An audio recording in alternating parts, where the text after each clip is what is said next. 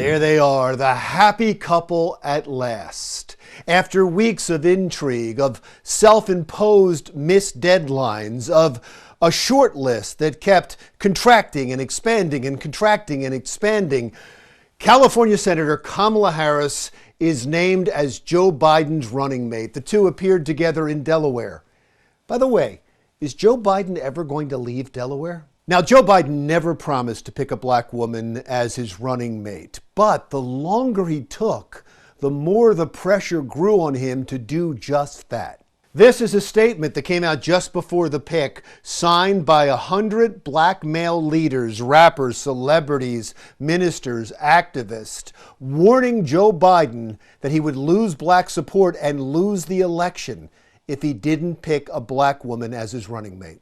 But the Biden campaign already knew that. Not picking a black woman would have been seen as a betrayal to the black community that saved the Biden campaign for the Democratic nomination during the South Carolina primary. Now, instead of spending the next few weeks having to explain why he didn't pick a black woman, the Biden-Harris campaign can recapture some of that historic magic of the Obama-Biden campaign in 2008. Before the pick was even made, I was told constantly by friends who work in politics that this will be the most important vice presidential pick in history. Gee, I haven't heard that before.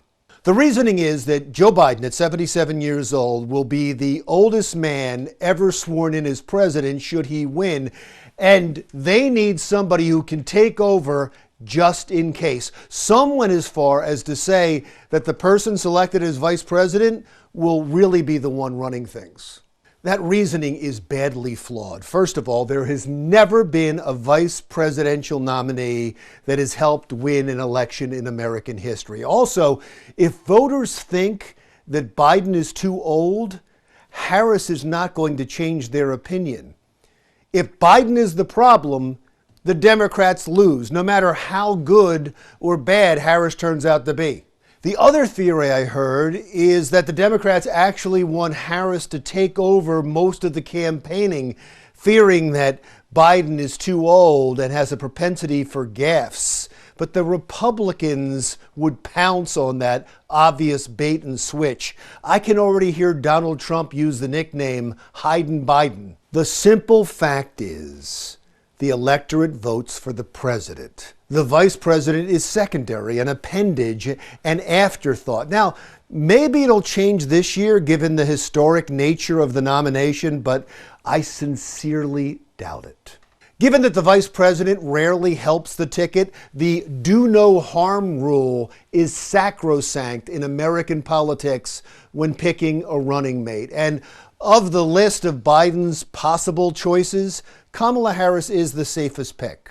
It's not that she doesn't have some baggage, enough to fit in the overhead compartment, but probably not enough to hurt the ticket. For instance, there is her vicious attack on Joe Biden during the primary debates. It was hurtful to hear you talk about the reputations of two United States senators who built their reputations and career on the segregation of race in this country. And it was not only that, but you also worked with them to oppose busing. And, there was a little girl in California who was part of the second class to integrate her public schools. And she was bused to school every day. And that little girl was me. I guarantee you'll see that clip again and again in Republican ads. Kamala Harris has another problem. When she was Attorney General, she put a lot of young black men away for marijuana, while at the same time laughing at her own pot proclivity. Have you ever smoked? I have. Okay. Like and I inhale. I did inhale. Okay. It was a long time ago. I'm certain that the Biden-Harris campaign is ready for those attacks and will probably brush them off with ease. We'll have to wait and see what other goodies the Republicans have in their opposition research bag of tricks. Harris has proved that she can be a skilled debater when prepped, and she should do well against Vice President Pence in their one and only vice presidential debate, but again, it's not going to matter. For instance, in the 1988 vice presidential debate, Democratic nominee Lloyd Bentsen scored a knockout punch, one for the history books, against Republican nominee Dan Quayle, after Quayle compared his experience to former President John F. Kennedy. Senator, I served with Jack Kennedy. I knew Jack Kennedy. Jack Kennedy was a friend of mine.